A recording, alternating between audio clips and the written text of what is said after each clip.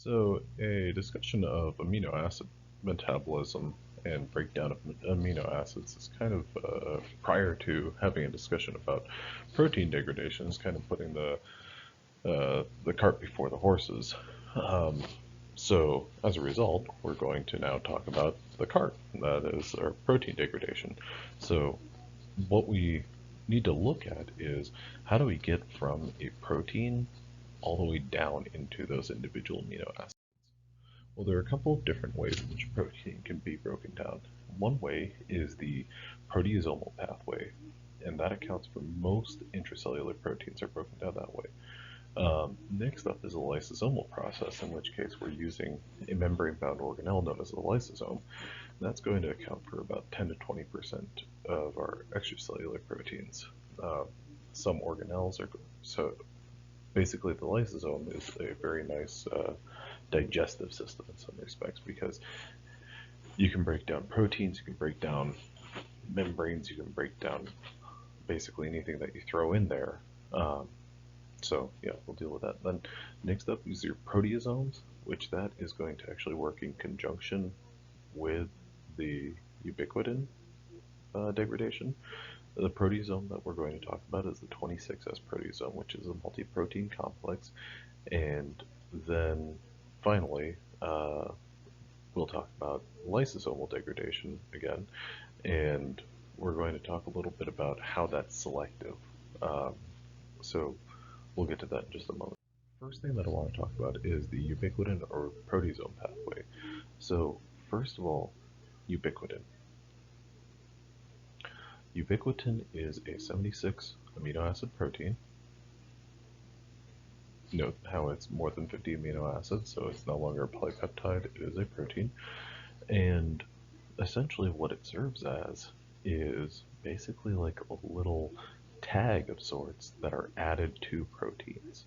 And those are going to signal the addition or the movement of proteins toward the 26S proteasome.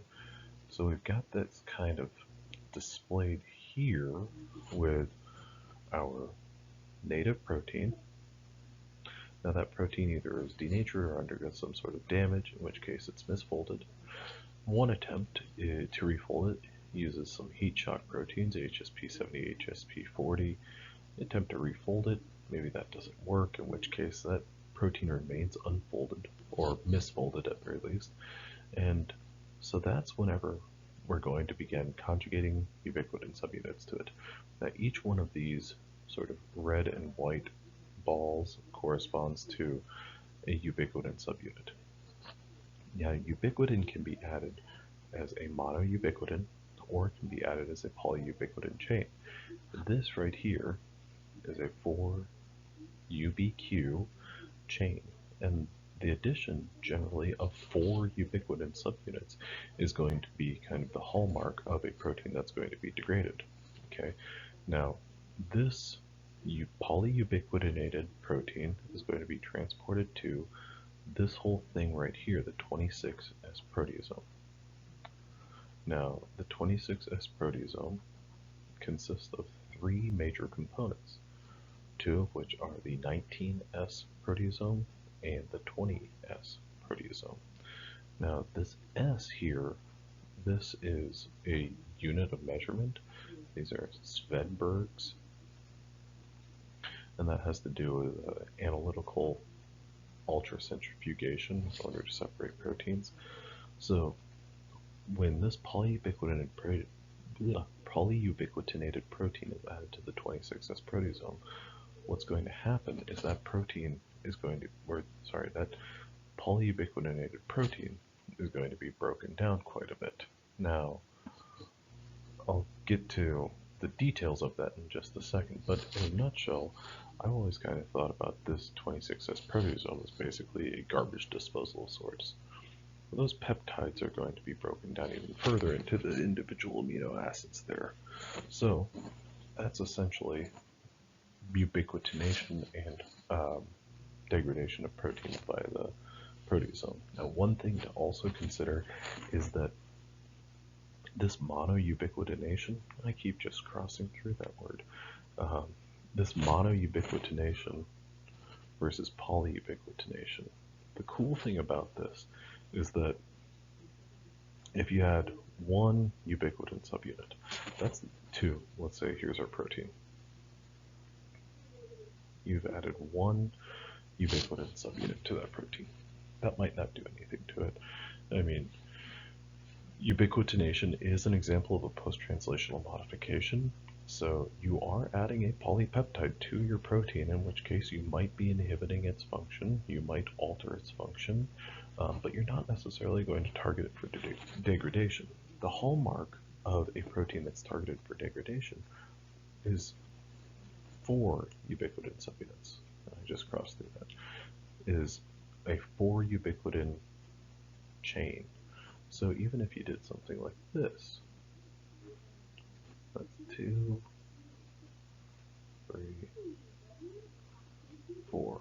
Well, that's 4 individual monomers. That's not going to be necessarily a protein targeted for degradation. You need that chain of 4 amino acids, or 4 ubiquitin subunits. Okay, so how does this happen? Well, the way that this happens is we have a ubiquitin protein. Keep in mind, this is 76 amino acids. There are a total of 3 different enzymes. Ubiquitin first has to be activated by forming a link to an enzyme known as E1. There are a total of 3 enzymes involved in ubiquitination. The ubiquitin is then transferred to one of several different types of E2, the second enzyme involved in the ubiquitination. The third enzyme, E3, actually catalyzes the transfer of the ubiquitin from the E2 to a specific lysine residue on that targeted protein. Or, well, maybe it's not necessarily a targeted protein, but, well, it is targeted for ubiquitination. But this E3 ubiquitin ligase, the E3 ubiquitin ligase, our other enzymes are E1 ubiquitin activating,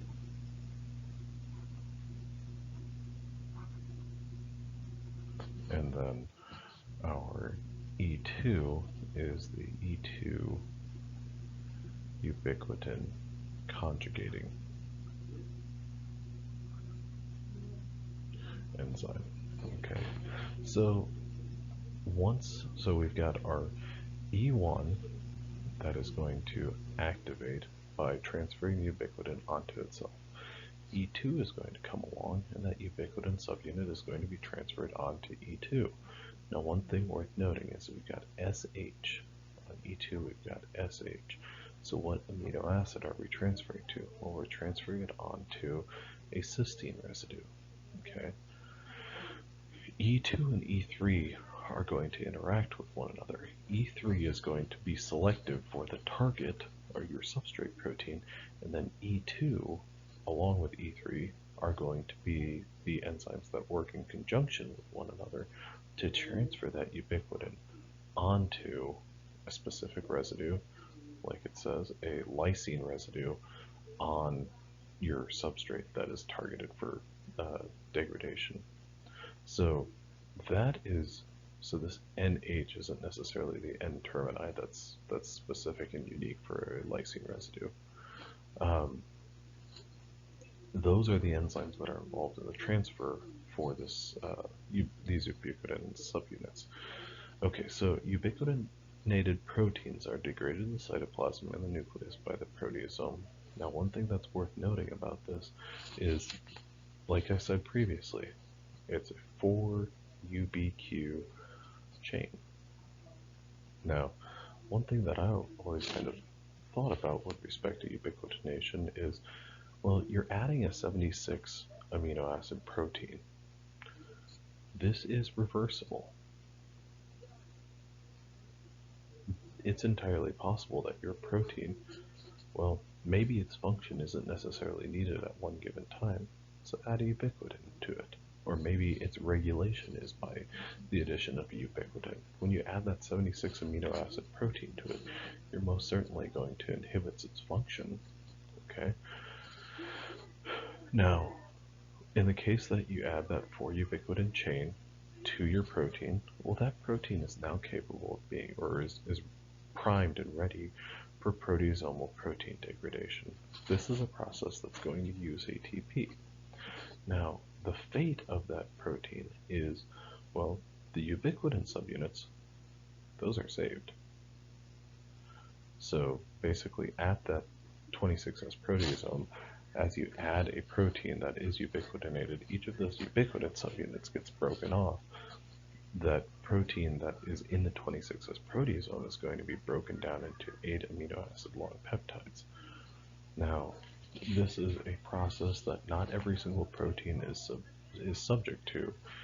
In fact, it's a very tightly regulated and very unique process. So it's, in terms of the percentage of proteins that are subject to this, we talked about, I think it was 80 to 90% of intracellular proteins undergo this pathway, in terms of the total number of proteins that are metabolized in this way, it's not 80 to 90%. Instead, it's 80 to 90% of the proteins degraded by the proteasome are intracellular proteins. Okay. Now, once these peptides are broken down into once these proteins are broken down into 8 amino acid long peptides, well, those things can basically just be broken up even further, either by a protease or, well, they're just going to break down altogether.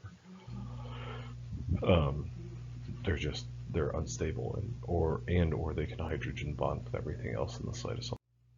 Okay, so the next and last part about this degradation processes is the lysosomal process, okay, or lysosomal degradation of proteins. Well, one thing that I'd like to say about the lysosome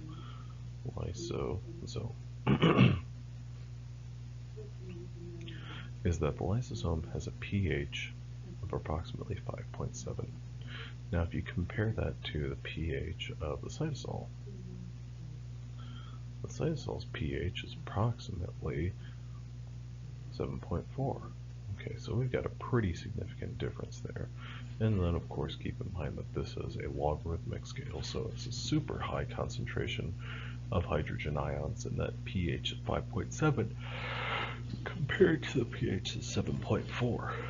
So the lysosome is basically just I don't know how to describe it, it's an incinerator, essentially. Everything that goes, or most everything that goes in there that is not kind of there originally, it's going to be broken down. Okay, so there are many extracellular proteins that are endocytosed in vesicles. Those vesicles, well, they could either be recycled, those endosomic vesicles, either they can be recycled, or what they could do is kind of pool together. So here's the recycling of them. Those extracellular proteins go back out to the outside of the cell. They could go on to form these multivesicular bodies, go to the late endosome, and then make it to the lysosome and be deposited in there. So that's one thing that could happen, is these extracellular proteins could make their way to the lysosome. Likewise, we have these processes, autophagy, and this basically follows 3 different ways: micro, macro, and chaperone mediated. So microautophagy is these very small bodies, so small vesicles where proteins are pooled together, they will make their way to the lysosome. Macroautophagy is where you have much or significantly larger cytosolic substances that are kind of pooled together and captured, and they make their way to the lysosome. Chaperone mediated is a little bit more complicated than that, where you have these proteins that are, their folding is assisted. A cytosolic protein is going to be basically targeted for folding, and they'll make their way to the lysosome in order to be degraded. So we have this very acidic environment, there are proteases in here. There's just a whole bunch of stuff that's going to break up anything that's generally not there.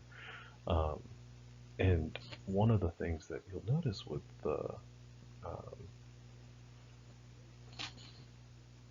one of the things that's worth noting about these different autophagic processes is that this macro autophagy is something that is inducible.